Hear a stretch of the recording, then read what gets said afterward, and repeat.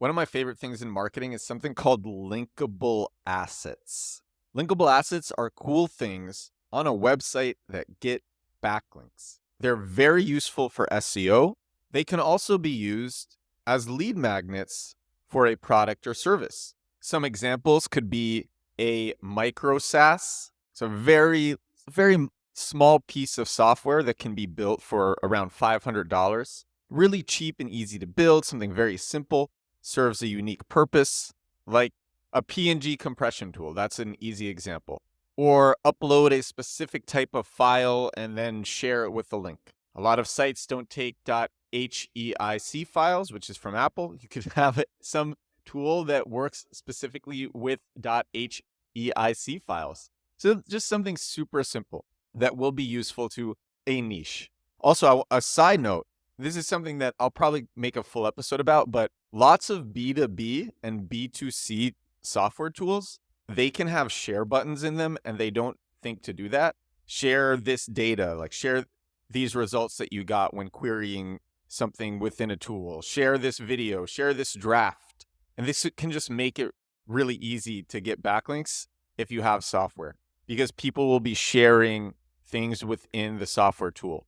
If you don't have software, here's some other easy examples of linkable assets, which to me get me excited because anyone can do these. I love these examples where anyone can do these and get great results. You can have a research paper with unique research.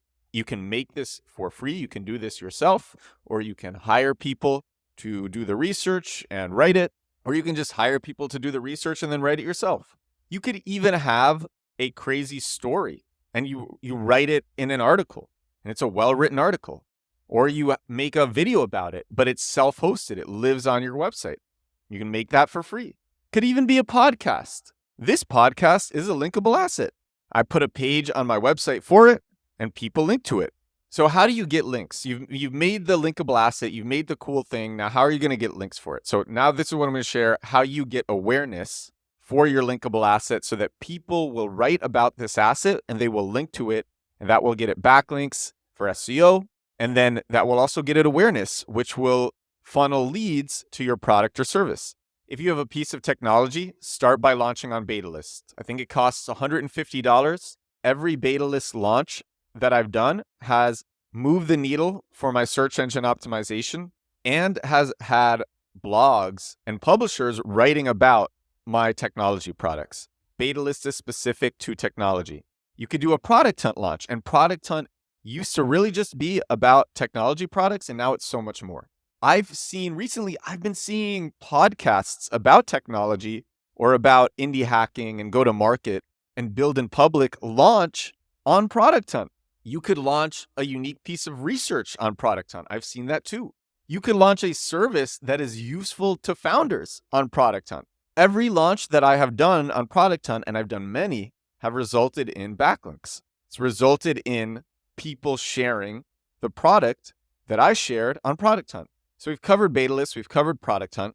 There are other ways to do this. You could do a press release. In fact, this is something that I do. I will pay prlog.org $615 for a full syndication of a press release. I will write the press release myself. I'm a pretty good writer.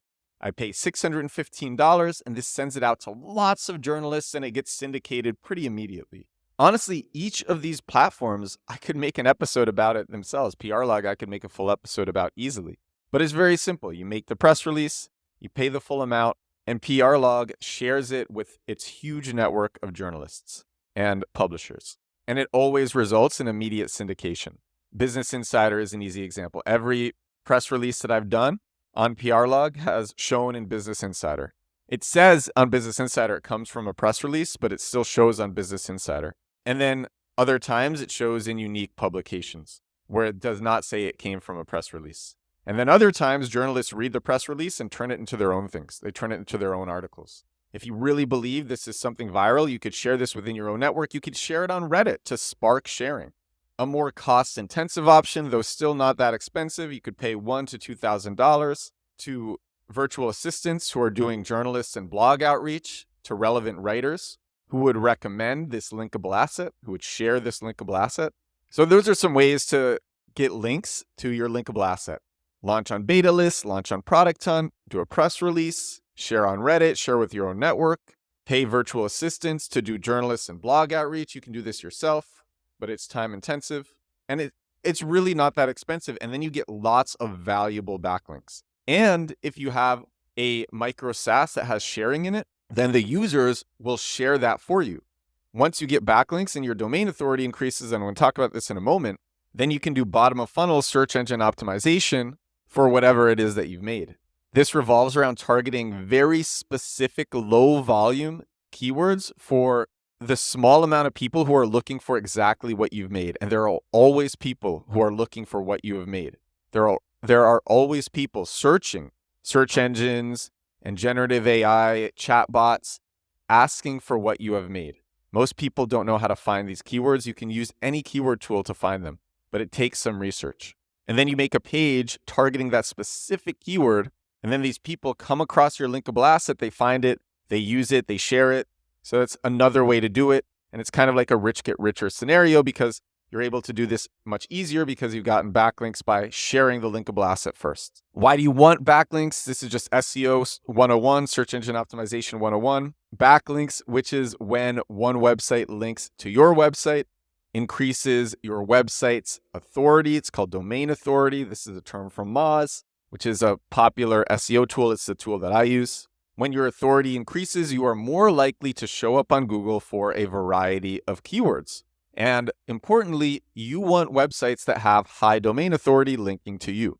Healthline.com, I got a backlink from healthline.com. That was 91 out of 100 domain authority. Facebook is 96 out of 100 domain authority.